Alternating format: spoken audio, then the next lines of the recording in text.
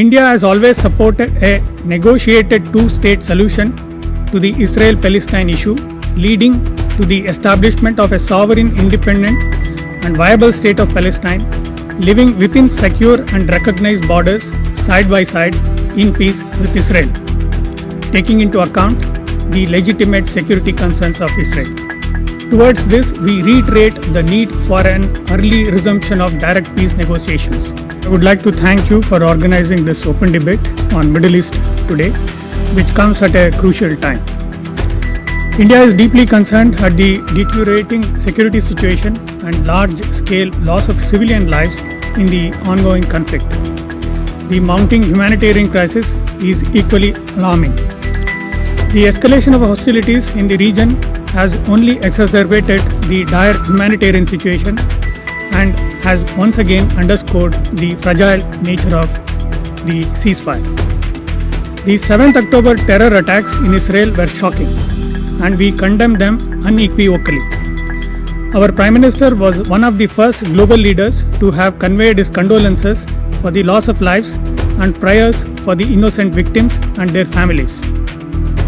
We stood in solidarity with Israel at their moment of crisis when they were facing these terror attacks. Mr. President, we have also expressed deep shock at the tragic loss of lives at the Al-Ahli Hospital in Gaza, where several hundreds of civilian casualties have occurred and thousands injured.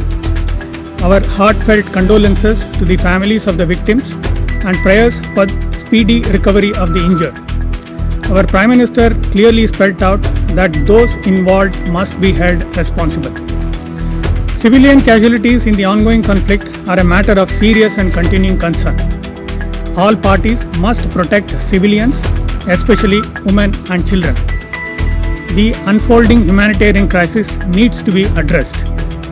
We welcome the efforts of the international community for de-escalation and delivery of humanitarian goods to the people of Gaza.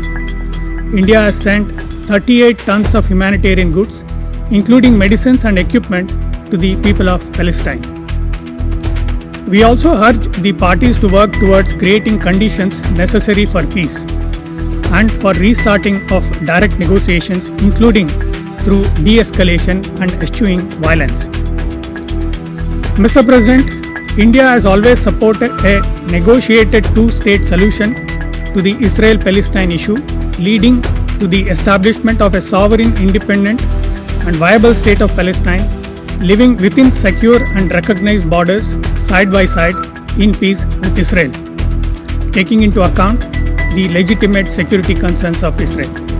Towards this, we reiterate the need for an early resumption of direct peace negotiations. We also continue to support the Palestinian people through our bilateral development partnership, which covers a wide range of sectors including health, education, women's empowerment, entrepreneurship and information technology. We are also supporting grassroots Palestinian institutions in their developmental initiatives. We have supported UNRWA over decades for its humanitarian services.